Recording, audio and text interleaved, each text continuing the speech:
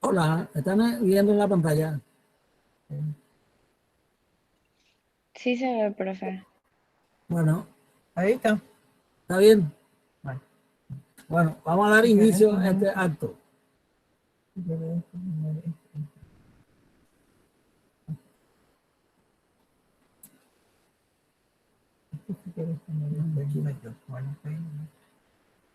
Bueno, hoy vamos a dar una clase sobre, continuando el esófago en semiología quirúrgica. Estamos en el módulo síndrome esofágico, entonces vamos a agotar ya hoy. Hoy va a ser cáncer de esófago.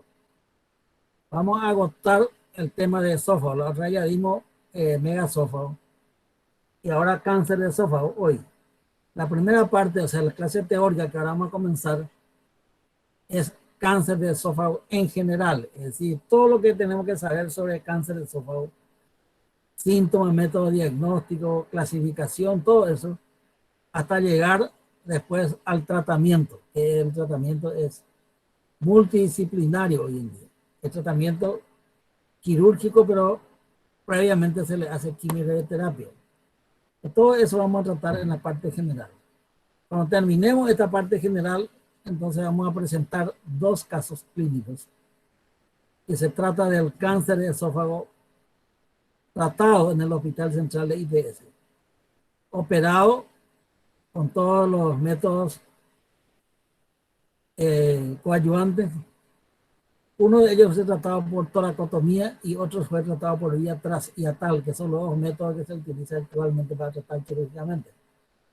Entonces, esta primera parte es parte general de cáncer de esófago. Todos los temas, cada slide tiene mucha importancia. Yo le he acortado mucho para que el tema sea directo y para que ustedes puedan aprender lo importante del cáncer de esófago. Esto está muy acortado.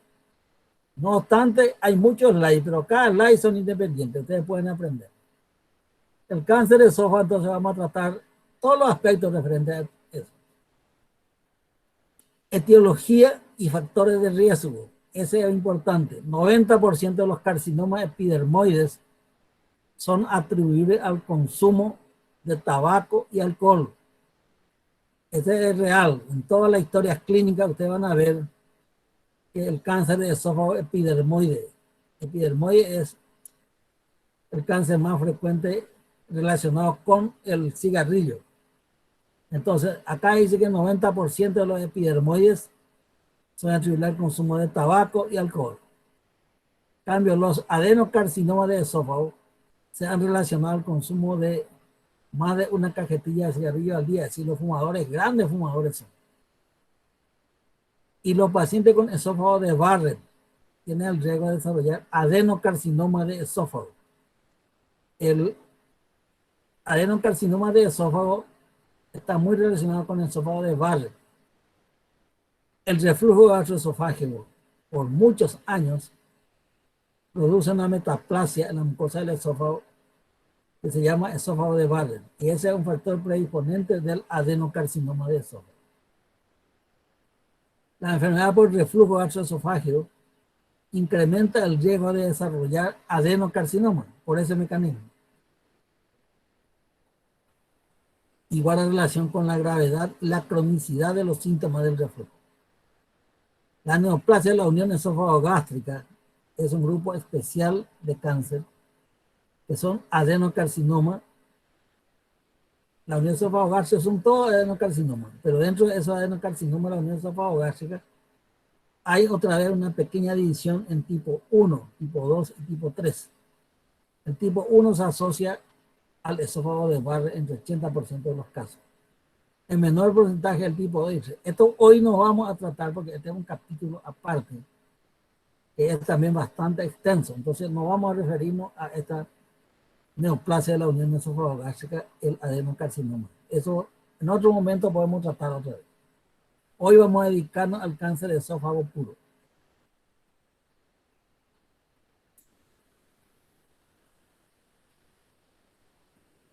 Acá están algunos factores de riesgo.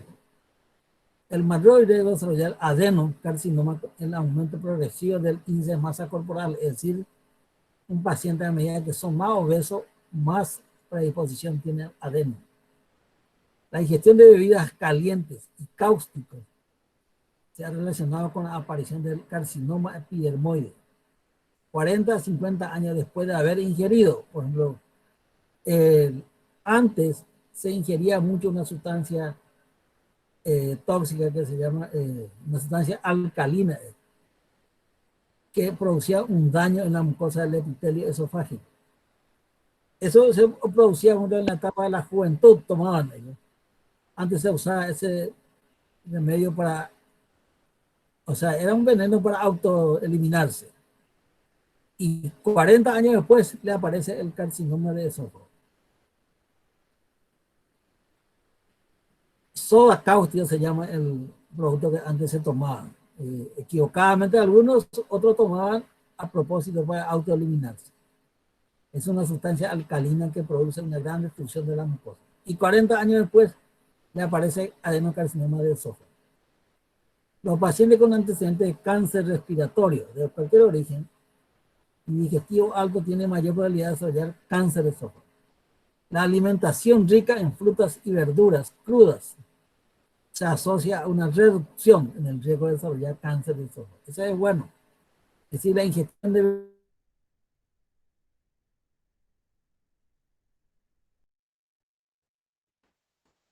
como la anatomía patológica del cáncer de esófago. El esófago de Barrett en la enfermedad de reflujo está asociado con adenocarcinoma de esófago de tercio inferior en un 60% de los casos. El adenocarcinoma generalmente está en el tercio inferior. Está como antecedente el reflujo antiguo que se transformó en esófago de Barrett y luego adenocarcinoma. El carcinoma epidermoide representa 51% y el adenocarcinoma un 42%.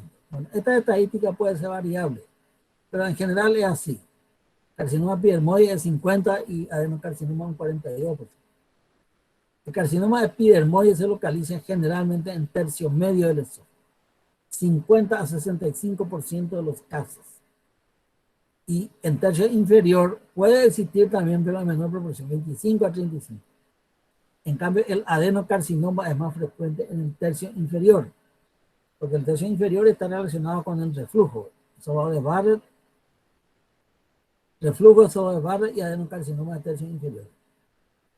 Esa es la relación que hay entre estas dos patologías. Bueno, ¿cómo se disemina? Vía de diseminación depende de la ubicación del tumor.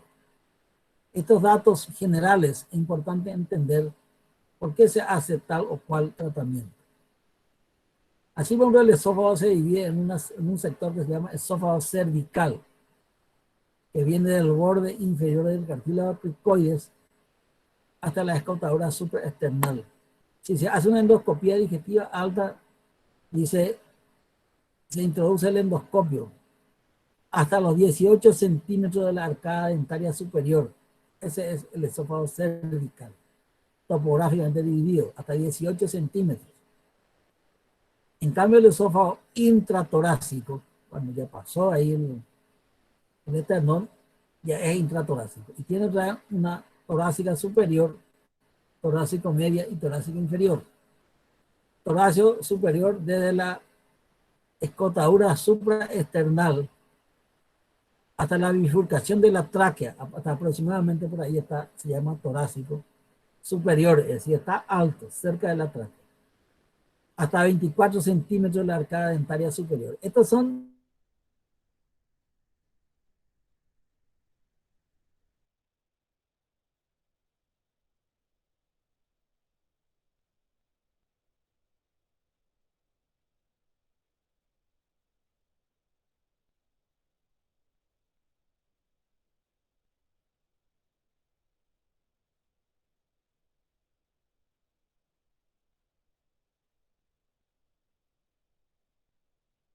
superior y la unión esofagogástrica si medimos hasta 32 centímetros de la arcada dentaria superior. Torácica inferior y abdominal. La mitad distal entre la bifurcación de la tráquea y la unión esófago-gástrica, 40 centímetros de la arcada dental inferior. La frecuencia de la neoplasia también varía de acuerdo a cada segmento del esófago. Esófago cervical, 15%. La torácica superior y media, 50%. La torácica inferior y abdominal, que es ya debajo del diafragma, 35%. O sea que la mayor frecuencia de cáncer de esófago es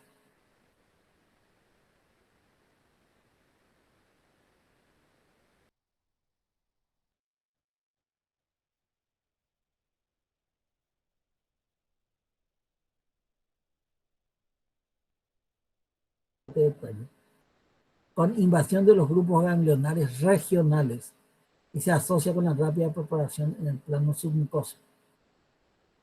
Los pacientes con enfermedad limitada a la mucosa van del 2 al 10%. Esta es la clasificación, ya, boludo. Está limitado a la mucosa, quiere decir que es un tumor muy incipiente. Entonces, ese tumor no tiene invasión ganglionar. 2 al 10% puede tener, pero muy poco. Esa es la clasificación que después vamos a ver, que se llama el TNM, se llama T1, pero dentro de T1 trae el más nuevo, T1A. Hay otros tumores que se extienden hasta la submucosa. Cuando se profundizó un poquitito más hasta la submucosa, ahí la invasión ganglionar ya llega a 23%. Por lo tanto, este tumor que llega hasta la submucosa, ya hay que extirpar el esófago y los ganglios regionales. Dentro de la clasificación, ese se llama T1B. Siempre es T1, o sea, es un tumor incipiente, pero ya es del grupo B, porque llegó hasta la submucosa, se profundizó un poco más. 23% de ganglio ya está invadido. Este tumor que llega a la submucosa, entonces es mejor hacerle ya la extirpación del esófago y los ganglios regionales. Y lo que se extiende hasta la capa muscular, es decir, ya penetró más el tumor. Tiene ya 38 a 60% de invasión ganglionar. Esto se llama T2. Un T2, entonces ya es casi seguro que tiene invasión ganglionar. Estos detalles son importantes para no errar en la conducta. Porque si nosotros encontramos un tumor de esófago incipiente, es decir, muy pequeño, pero cuando se hace el estudio, se descubre que el tumor llegó a la submucosa, la posibilidad de que tenga invasión ganglionar es bastante alto, 23%. Ese tumor no debe ser tratado con resección local, debe ser esofagectomía y vaciamiento ganglionar. Y si llega al músculo, hasta 60% ya tiene invasión ganglionar, T2. Bueno, estos pequeños detalles les muestro para que sepamos por qué hacemos tal o cual tratamiento. Aquí está otro detalle. El drenaje linfático guarda relación con la localización del tumor. Así, los ganglios cervicales, es decir, los tumores cervicales, hasta 18 centímetros de la arcada dentaria superior, que le damos nuestra clasificación, va a enviar su metástasis a los ganglios yugulares, es decir, que le acompañan a la yugular interna. En cambio, los tumores que están en el tórax alto y en el tórax medio, tórax alto y después tórax medio, ya hasta la bifurcación de la tráquea, envía sus ganglios mediastínicos, los ganglios que están en el mediastino, alrededor del esófago. El tumor que está en la región torácica inferior es un esófago torácico, pero inferior, es decir, cerca del diafragma ya. Los tumores que están en el esófago abdominal van a los ganglios linfáticos perigástricos, es decir, ya están en el abdomen, su estación ganglionar, y al tronco celíaco. Por eso que estos tumores inferiores es obligatorio hacer un vaciamiento ganglionar del grupo perigástrico. Vamos a mostrar ahora en la técnica eso. ¿Cómo se hace? En el caso clínico le voy a mostrar cómo se hace.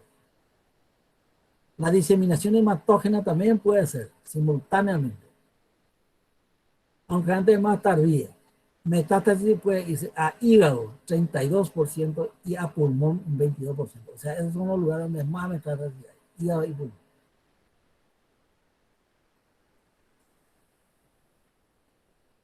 ¿Cómo es la manifestación clínica?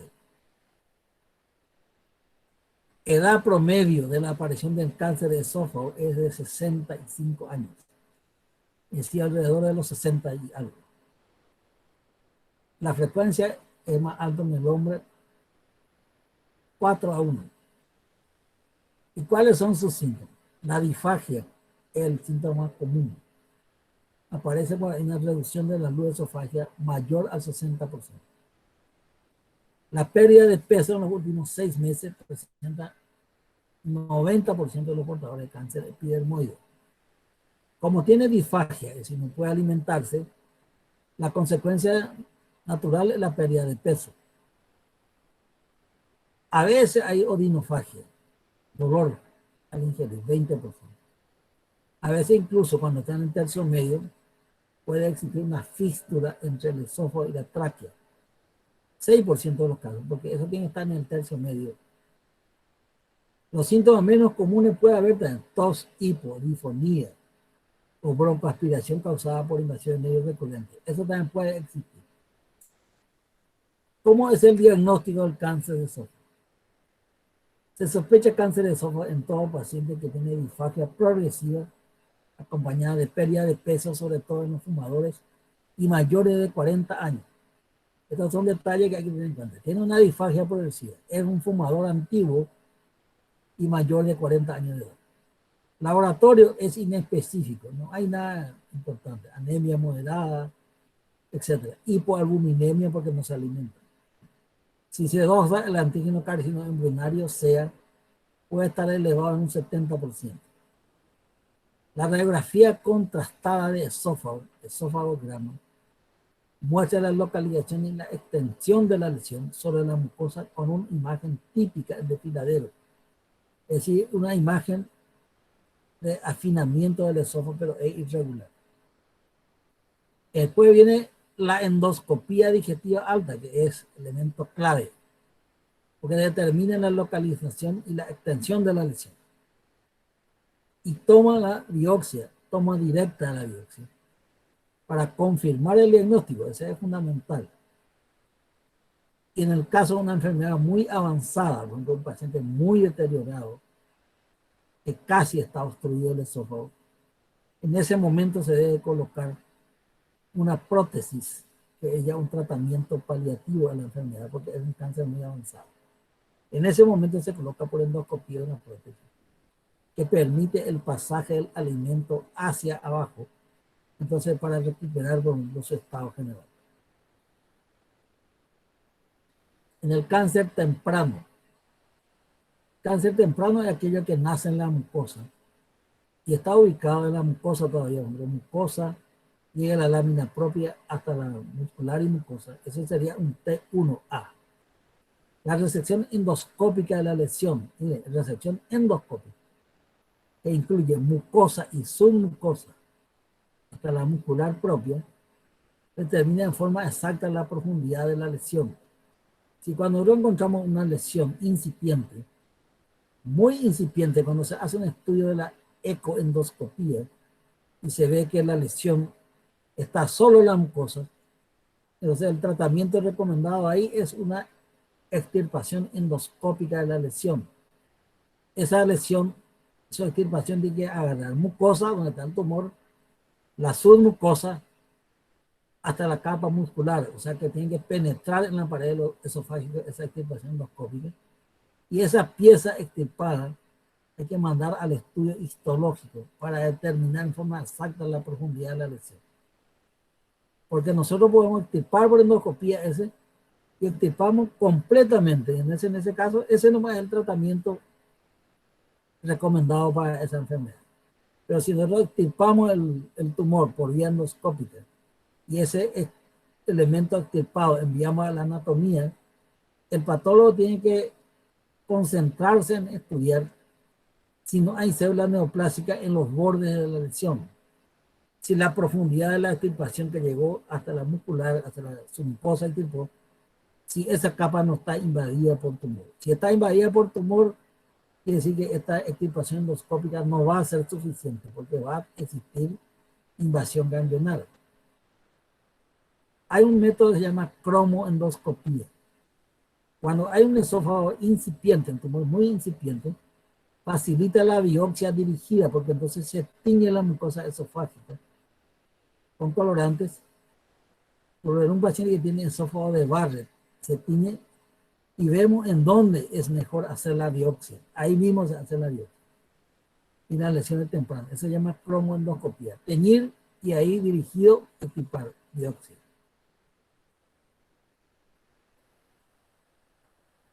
La estadificación del tumor. Estamos progresando para llegar al tratamiento.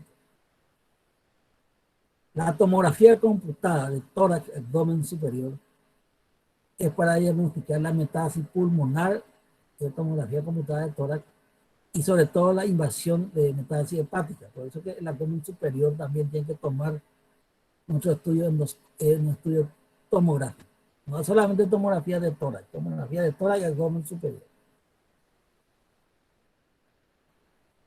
La tomografía por emisión de positrones es otro método, se llama PET-CT o PET-scan, que facilita la evaluación del tumor primario y ver si hay metástasis ganglionar. Ese es un método muy ilustrativo porque el tumor, la célula metastásica que va a los ganglios, se tiñe de un color diferente y llama la atención. Quiere decir que ese ganglio está invadido por células neoplásicas. Ese es el PET, tomografía por emisión de positrones. Hay que ponerle una sustancia endovenosa y se hace la tomografía. La ecoendoscopía, este es un método, es una endoscopía, pero que tiene también eco, o sea que tiene ultrasonografía endoscópica. Permite evaluar la profundidad de la lesión en la pared esofágica. Este es un método muy necesario para clasificar a los tumores incipientes. Es decir, los tumores incipientes quiere decir los tumores que están en la mucosa, solo la mucosa o llegó a la submucosa.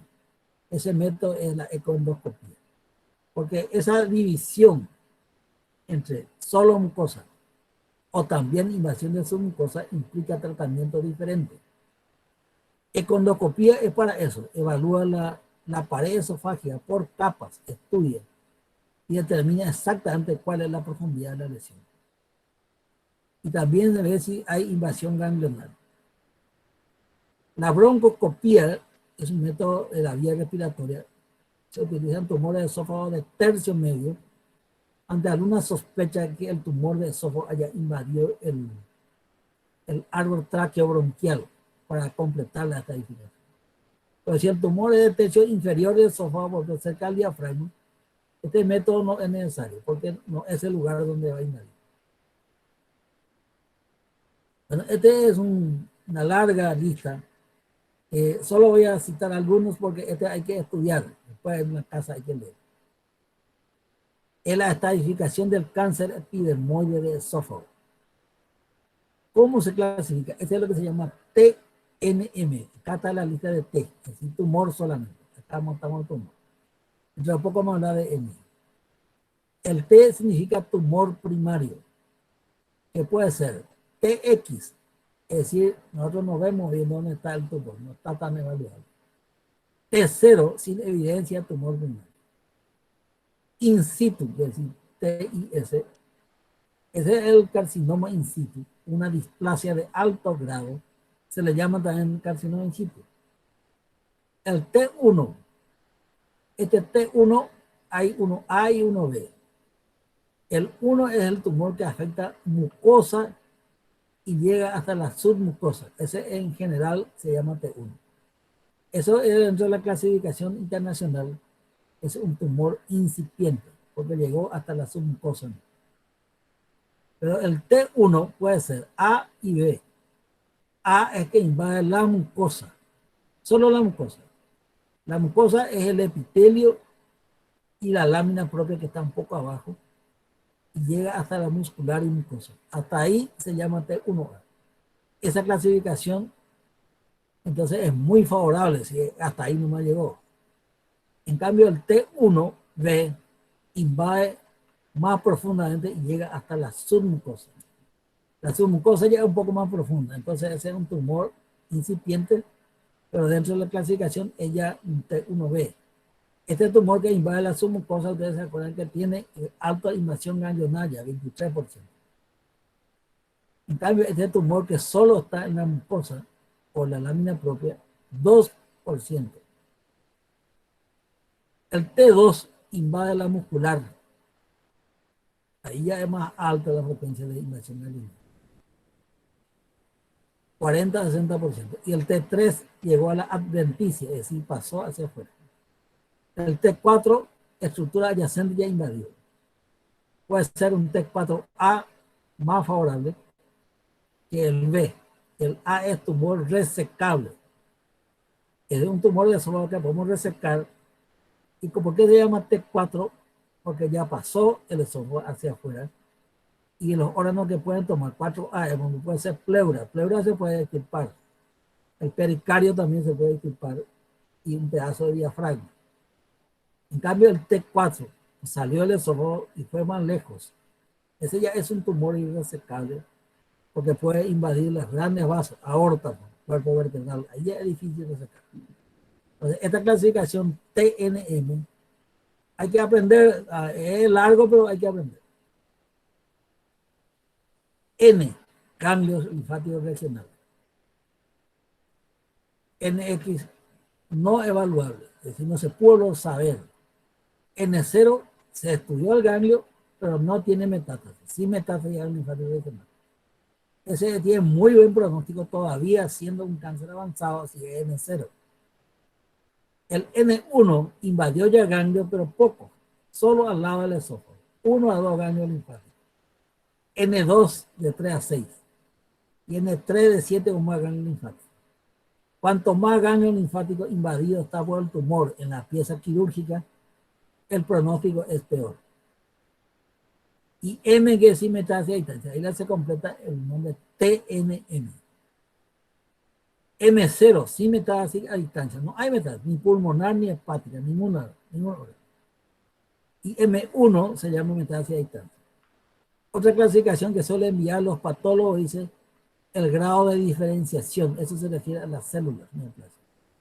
Puede ser la diferenciación G1, bien diferenciado en las células.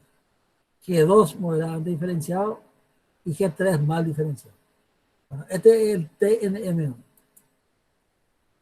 Tratamiento. Ahora vamos a llegar al estado importante. Nuestro objetivo es llegar a este momento.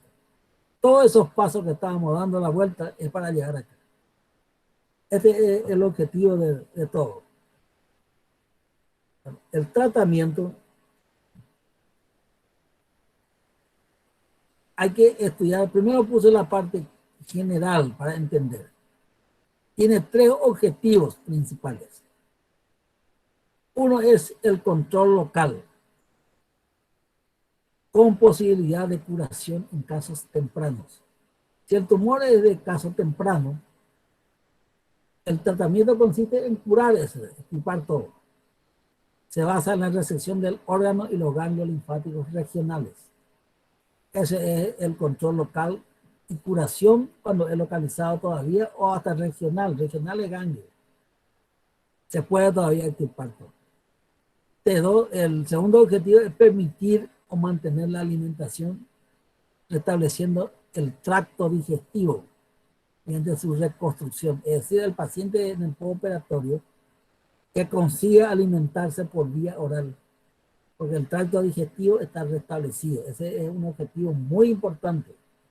Uno de los más importantes es establecer el tracto digestivo, que pasa el alimento, viene en la boca, entra ahí en el faringe, esófago. En este caso, se extirpó el esófago, pasa el esófago y llega al estómago. Y tercero es erradicar la enfermedad sistémica, si es posible. Si el tumor ya fue avanzado, más allá, entonces hay que tratar de erradicar eso. La esofagectomía es el tratamiento estándar en los pacientes con cáncer localizado en la pared del esófago. Se recomiendan los tumores localizados a más de 5 centímetros de circunferencia. Es decir, la esofagectomía es la operación recomendada juntamente con la extirpación de los ganglios. Bueno, vamos a seguir. Acá, estos estadios tempranos, voy a citar, es muy difícil ver eso en el país, porque las lesiones tempranas son aquellas que apenas comenzaron. El problema es difícil encontrarle al tumor en esa etapa.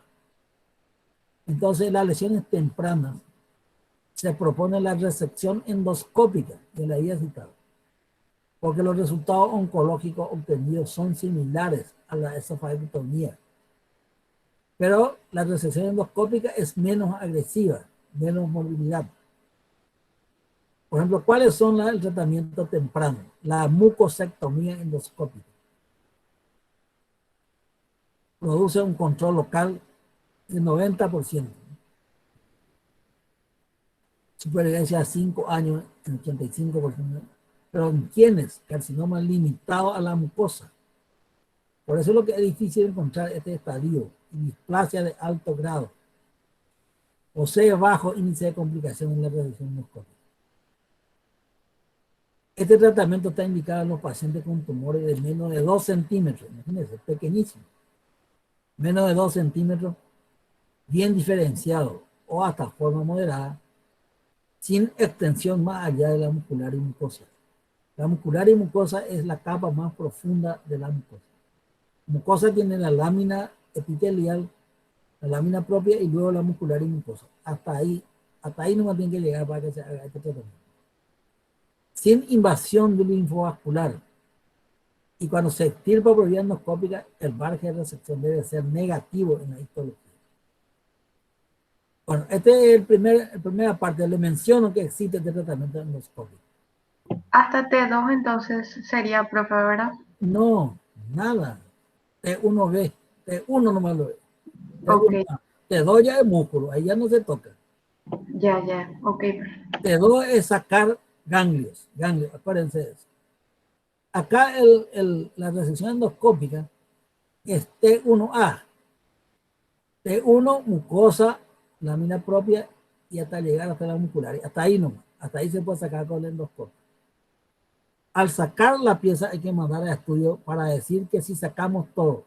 Porque puede ser que nosotros creemos que sacamos todo, pero el anatomopatólogo al examinar con su microscopio nos diga, mire, el borde de la extirpación está con cáncer. Entonces no es un tratamiento adecuado. Con la profundidad que el extirpador, el endoscopista llegó hasta la submucosa y ahí encontró el patólogo que la submucosa está invadida por células neoplásicas. Entonces ese tratamiento no es suficiente, no es, hay que seguir con otro tratamiento más. Por eso que la extirpación endoscópica es muy difícil de encontrar el paciente adecuado. Si se encuentra el paciente adecuado es excelente, una maravilla. Hace una endoscopía terapéutica, extirpa el tumor, extirpa la mucosa, llega hasta la muscular para seguridad y salió todo el tumor y se curó el enfermo. Es una maravilla, imagínense lo que encontrar ese tipo de tumor. Pero es difícil. Bueno, si nosotros encontramos por la ecoendoscopía el tumor que penetró más allá de la muscular y mucosa, es decir, ya se ve más profundo, este tratamiento ya no se puede hacer. Eso es lo que quiero dejar claro, que nuestro estudio de diagnóstico tiene que ser muy exacto. Si nosotros erramos en el estudio de evaluación diagnóstica, podemos hacer un tratamiento inadecuado. Bueno, estamos en un tratamiento de resección endoscópica. Saca la mucosa y llega entonces a sacar toda la mucosa en su totalidad. Y puede incluso llegar a tocar la submucosa. Hasta ahí extirpa. Pero eso ya es para nuestra seguridad, ¿no? Para saber si está invadida la submucosa o no. Ahora, se realiza esofagotomía. Eso ya es otro estadio. En los pacientes con esófago de Barrett y displasia de alto grado multifocal. Porque el esófago de Barrett es de tercio inferior. Generalmente existe el Barrett largo, varios centímetros de largo. Y tiene varios focos de adenocarcinoma. Ahí hay que hacer esofagotomía. O lesión intramucosa, pero es extensa. que dificulte la resección endoscópica. Cuando el tumor tiene más de 2 centímetros, a pesar de estar solo en la mucosa, que es la indicación de la resección endoscópica, es difícil sacar todo con la mucosectomía endoscópica.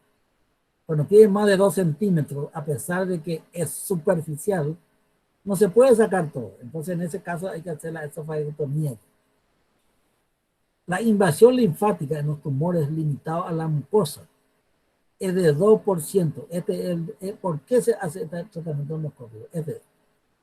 La invasión linfática en tumores limitados a la mucosa es de 2%, muy poco.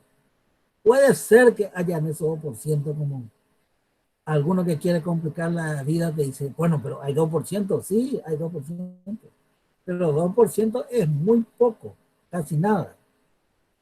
Puede haber, pero es muy poco. En contraste, cuando invade la submucosa, es decir, penetró un poquitito más, ¿no? Pasó la muscular y mucosa y ya está en la submucosa el tumor. Ese es el patólogo cuando extirpamos va a encontrar. Pero acá está invadido la submucosa. Se extirpó el tumor, los bordes están libres, pero la profundidad submucosa está invadida. Ahí viene ya el siguiente, el riesgo de invasión linfática, 23%. O sea que es muy probable que ese tumor, a pesar de ser incipiente hasta la submucosa, ya llegó a los ganglios. Y si llegó a los ganglios, quiere decir que va a quedar el tumor, pues, a pesar de nuestra extirpación. Ese es el razonamiento de hacer una buena estadificación preoperatoria. Por eso hay que saber la teoría también para aplicar bien el tratamiento. Ahora viene lo que es nuestra vida real. Esta es la realidad nuestra del Paraguay. Este que le voy a citar acá. Yo en un principio le iba a poner esta lámina nomás sobre tratamiento, pero después dije, no, es mejor decirle que hay también otro tratamiento. Porque esta es nuestra vida diaria, esto que viene acá. Se llama lesiones invasoras resecables. Lesiones invasoras quiere decir que atravesó la mucosa, atravesó la submucosa, llegó a la muscular, por ejemplo, decir ya es una lesión invasora. O a veces atraviesa, pero es todavía resecable. Y eso es la realidad, eso es muy frecuente en Paraguay. Es una lesión invasora. Si nosotros hacemos una estadificación, es un T profundo ya, es un T2 o más ya, puede ser un T3. Pero todavía es resecable. Ese es el tema, es resecable. La cirugía es la piedra angular del cáncer de esófago localizado. O sea, un T1, ya citamos T1, ahí ve que ya recién hablamos. T2 que va entrando más, en la submucosa, un T3 llega a la muscular. Todavía sigue siendo localizado, todavía sigue siendo localizado. Y el N puede ser 0, eso sería lo ideal, ni un ganglio invadido por tumor. O N1, están invadidos los ganglios. Extirpamos el tumor y los ganglios regionales. Y el patólogo encontró que en esos ganglios hay invasión de células neoplásicas. Entonces es un N1, un tumor que invadió a los ganglios cercanos al esófago. Es un N1, pero es todavía M0, es decir, no tiene ni pulmón, ni hígado, ni otro órgano invadido, es un M0. Este es un tumor avanzado, invasor, pero es resecable, hay que extirpar eso. Ese es el concepto de que dejarle, que el tumor, aunque sea un poco avanzado, si es extirpable, hay que extirpar el tumor y los ganglios. Y ahí ya está hecho el tratamiento, la piedra angular del tratamiento del cáncer de esófago, extirpación del esófago y los ganglios. Aunque el pronóstico se va deteriorando a medida que el tumor penetra en la pared esofágica, más allá de la submucosa. Y si más allá de la submucosa, los ganglios regionales se hacen presentes. Ahí esa es la parte negativa. Pero no hay que desesperarse, mando en el estudio tomográfico dice, hay algunos ganglios en la pared lateral del esófago aumentado de tamaño. Eso no quiere decir que el tumor no se puede extirpar. Se extirpa el tumor y los ganglios linfáticos regionales. Le vamos a extirpar a los ganglios linfáticos regionales. Un ratito, alguien me llama. Hola. Sí, compañero. Amílcar. Ahora mismo no, porque ahora mismo no estoy dando la clase teórica de cáncer de esófago en la facultad. Bueno, eh, y yo creo que es mejor hacerle colotomía para asegurar. Sí, colotomía en, en doble caño, en doble boca. Y después de 3 meses hacerle la anastomosis con colon preparado. Listo. Pues si no, no se va a morir nunca de eso. Pero ahora si le hace la anastomosis, 5 días no va a dormir. 5 días no va a dormir. Va a hacerle colotomía y dormir tranquilo. Y en 3 meses hacer anastomosis. Opa. Listo, chao, chao. Bueno, permiso, hubo una interconsulta de la distancia sobre una conducta quirúrgica a hacer. Y entonces ahí ya está la recomendación. Estos son cirujanos que viven en el interior, que eran mis residentes. Entonces me piden un consejo, ¿qué va a hacer en una persona que está operando en este momento? Por eso fue que tardé un chiquitito. Pues ya les recomendé lo más importante, qué hacer y que duerma tranquilo, porque si le hace la anastomosis directa puede morirse por dehiscencia anatomótica. Y nomás puede dormir durante 5 días esperando la dehiscencia. En cambio ahora puede dormir tranquilo porque le va a hacer colostomía de las dos bocas y a los 3 meses va a anatomizar y se va a curar la lesión. Bueno, seguimos. Son irresecables los tumores más allá de la pared esofágica que invade tráquea, grandes vasos o columna vertebral. Ese es un T4. Ese sería un T4B, porque hay un T4 que también puede ser extirpado. O cuando se constata una enfermedad metastásica a distancia con un M1, eso no se puede extirpar. Bueno, esta es la gran clasificación. Lesiones avanzadas, resecables e irresecables. Profe, o sea que si es que yo tengo invasión a ganglios, sí puedo todavía operar. Sí, se Pero puede extirpar porque el tratamiento es extirpación del esófago y los ganglios linfáticos. Ese es el tratamiento que entiendo. Pero vas a si ya es, extirpar los ganglios y le vas a liberar del tumor enormemente. Y entonces el tratamiento que se hace después con quimioterapia va a sobrevivir mucho más larga va a vivir. Y se va a reconstruir el tránsito digestivo, que es nuestro segundo objetivo, va a comer por la boca. Se va a sentar en la mesa y va a comer la comida con su familia durante todo el tiempo que viva. Es muy importante extirpar el tumor y los ganglios y reemplazarle al esófago por el estómago generante. Vamos a ver enseguida en el caso clínico eso. Le voy a mostrar la foto, cómo se entiendo. reemplaza. Ahora el Pero siguiente punto. hay Hay una meta, pregunta ahí mismo. ya no opero luego más, profe, ¿verdad? ¿Quién? Si hay metástasis, ya ni siquiera opero, ya no le quito más el esófago ni nada, ¿verdad? Bueno, si hay metástasis que puede ser extirpable, hay que hacerle primero quimioterapia preoperatoria, quimio y radioterapia preoperatoria, para ver si se puede achicar el tumor y la metástasis que estaba existiendo, a ver si se desaparece, si se borra. Si se borra, entonces ahí le puede extirpar el esófago y los ganglios regionales también. Porque acá dice, el siguiente punto te voy a explicar mejor. Son inoperables. Esa es tu pregunta. Son inoperables. ¿Quiénes son inoperables? Aquellos pacientes con una baja reserva cardiopulmonar, de nutrición muy grave o expectativa de vida de menos de 3 meses. Esos son los que no se operan. Entonces no vayan a condenarle a los pacientes que pueden ser operados porque solo hecho de tener ganglio linfático agrandado o algún nódulo metastásico en el órgano, háganle quimioterapia preoperatoria y después operen. Los inoperables, ¿quiénes son? Aquellos pacientes con baja reserva cardiopulmonar, es decir, no reúnen las condiciones clínicas. Por eso que hay que hacerle una ecocardiografía, electroecocardio, para ver cuánto es su fracción de eyección, si aguanta el miocardio, el ventrículo izquierdo. Y hay que hacerle la espirometría. La espirometría es para medir su capacidad de oxigenación pulmonar. La desnutrición grave no es un problema porque nosotros le vamos a nutrir al enfermo en el preoperatorio. ¿Cómo le nutrimos? Le ponemos una sonda por vía endoscópica. Llegamos al tumor y llegamos al extremo superior del tumor. Vamos a suponer que el tumor esté a los 34 centímetros.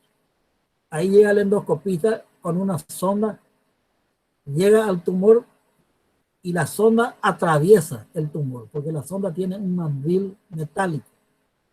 Le empuja con la mano de afuera y atraviesa el tumor. No es que perfora el tumor, sino que el pequeño espacio que tiene la sonda con su mandril metálico pasa la punta de la sonda hacia el lado gástrico. Digamos. Atravesó el tumor por el pequeño espacio y ahí se nutre al paciente por medio de la sonda. Se llama nutrición enteral preoperatoria. Eso recupera al paciente en todos sus aspectos. Su fuerza muscular, la cantidad de proteínas para anastomosis. Entonces eso se prepara al paciente. Ese tratamiento de nutrición preoperatoria es uno de los puntos más importantes de la cirugía del cáncer de esófago. Porque los pacientes con cáncer de esófago todos están desnutridos. Esos están todos desnutridos. Porque no comen, no pueden pasar. Entonces hay que ponerle la sonda de nutrición enteral. Porque esta sonda es fácil de colocar por endoscopía. Y luego se alimenta por ahí. Se le gotea por la sonda. Y como el estómago está intacto, el estómago está funcionando muy bien, el alimento cae dentro del estómago y se procesa y se absorbe en el intestino delgado en su totalidad. Entonces el enfermo recupera su estado nutricional muy rápidamente. No va a engordar, no pretende engordarle, pero llegan a normalizar la albúmina, a normalizar la hemoglobina, todo, y va a mejorar muchísimo para la cirugía. Esa es la desnutrición preoperatoria. Hay que corregir por medio de una nutrición enteral. Nosotros también podemos hacer nutrición parenteral. Colocarle en la vena subclavia un catéter y nutrir por ahí, ya que el esófago no deja pasar. Pero la nutrición parenteral es peligrosa tener mucho tiempo. Puede contaminarse y producir una infección, una sepsis que entre por ahí. Primero. Y segundo, es riesgoso, por ejemplo, en que se produzca una lesión de algún órgano al colocar el catéter. O sea, y tercero, es cara. La nutrición parenteral es mucho más cara. Cuesta 1 millón por día. Y la nutrición enteral cuesta alrededor de 150.000 guaraníes por día. Es mucho menor. Y es más segura. Eso es en cuanto a desnutrición grave. Se puede corregir este tópico. Pero se corrige no en 2 días, se corrige en 10 a 15 días. Y ahí recién se tiene que tratar de operar. ¿Quiénes son los que tienen menos de 3 meses de vida? Yo no sé quién tiene, ¿verdad? Es difícil de predecir. Pero si un paciente tiene múltiples metástasis hepáticas, se supone que la sobrevida no va a ser larga. Entonces, eso también no es para someter a la cirugía. La múltiple metástasis hepática no voy a poder resolver nada. Entonces, eso también tiene cuidado. Bueno, estos son conceptos básicos que les quiero dejar acá en este momento, porque estamos progresando en el tratamiento.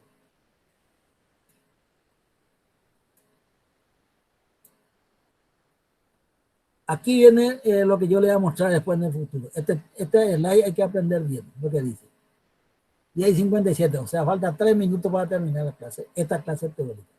Después vamos a descansar un poco y ya vamos a comenzar la práctica. Acá dice los abordajes más usados son 2.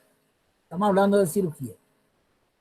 Uno es el abordaje transtorácico, que permite resecar el tumor, los ganglios linfáticos regionales, bajo visión directa, porque se abre el tórax. En el lado derecho hay que abrir una toracotomía derecha. Yo le voy a mostrar en la foto ahora cómo es el tema. Se abre el tórax derecho y se trabaja en el tórax directamente, es decir, se toca el tumor. Está en tu mano el tumor. Porque el pulmón derecho se desinfla, se le saca todo el aire. Entonces el tórax derecho queda vacío. Queda solamente el paciente respirando con el pulmón izquierdo. Y el pulmón derecho, el tórax derecho está vacío de pulmón porque se desinfló. Y ahí se hace la operación. Se hace por vía transtorácica. Una vez que estemos en el pulmón derecho abierto, indicante en el 5º espacio intercostal, se abre la toracotomía anterior y lateral derecha. Se abre, se llega al tórax, se llega ahí, se va a ver el pulmón muy grande, lleno de aire. Ese pulmón hay que vaciar con las manos, se le envuelve con compresa húmeda y se aprieta el pulmón derecho para que vacíe su aire, su contenido. Se vacía completamente de aire del pulmón derecho, entonces el tórax, en mi tórax derecho queda libre para hacer la resección del tumor, la disección ganglionar y resección del tumor. Y ahí entonces estamos trabajando por medio del abordaje transtorácico derecho. Este color fucsia que puse, la anastomosis intratorácica, cuando nosotros estamos trabajando en el pulmón, en el tórax derecho, extirpamos el tumor, extirpamos los ganglios regionales, todo vasovisión directa, entonces podemos dominar todo para no producir ninguna lesión. Ahí nosotros extirpamos todo, extirpamos el tumor, los ganglios, y después tenemos que preparar el estómago. Hay que hacer una laparotomía, preparar el estómago, hacer un tubo de la curvatura mayor del estómago y traer a través del hiato al tórax. Pero no se recomienda anastomosis intratorácica. Por ejemplo, cortamos el esófago intratorácico y llega al estómago ahí. Pero ahí en ese lugar no hay que hacer la anastomosis. Porque la anastomosis intratorácica, entre el esófago sobrante y el estómago que viene, puede tener fístula. Y ese cuando se produce la fístula dentro del tórax, lleva un mayor riesgo de mortalidad en caso de fístula de la anastomosis porque se produce una infección del mediastino. Se llama mediastinitis. Esa es una alta mortalidad. Entonces nosotros tenemos que extirpar el tumor por vía transtorácica, pero llevar la resección del esófago a nivel del cuello. Cerca de la glándula tiroides hay que cortar el esófago. Y hasta ahí hay que alzar el estómago. Y ahí en el cuello hay que hacer la anastomosis cervical, no intratorácica. Bueno, eso le aclaro ahora. Voy a mostrar la foto después para que no se olvide. Otro método de operar el cáncer de esófago es el abordaje transhiatal. El abordaje transhiatal quiere decir se hace una laparotomía mediana supraumbilical y a través del abdomen se encuentra el hiato esofágico, atravesando el esófago para llegar al estómago. Y ese hiato, ese pasaje del esófago, ese músculo diafragma, se agranda su orificio, se corta el músculo diafragma, agrandando el orificio hiatal, para que llegue a entrar una mano. Una mano puede entrar en ese orificio hiatal. Y ahí se extirpa, se va despegando el esófago, por vía transhiatal. Es decir, abordamos desde el diafragma para abajo. Hacia arriba nos vamos despegando. Este método se llama abordaje transhiatal. En este método no abre el tórax derecho, sino que aborda el mediastino a través del hiato. ¿Y cuál es lo que es este método? Porque se hace también porque es un método en donde no se abre el tórax, sino que se abre el diafragma y el mediastino por ahí se va despegando. Ese método fue ideado también por un cirujano que ya le mostré en la clase media que se llama Enrique Walter Pinotti. Él fue el que hizo la técnica de aumentar el hiato esofágico seccionando el diafragma. Se llama la maniobra de Pinotti. Ese sí es auténticamente de maniobra de Pinotti. En el mundo entero se conoce como ese nombre. Bueno, entonces, independiente del abordaje, sea transtorácico o transhiatal, al extirpar el esófago hay que llevar el estómago para reemplazarlo. Y hay que hacer una piloroplastia para ese estómago para que pase el alimento que va a pasar por ahí.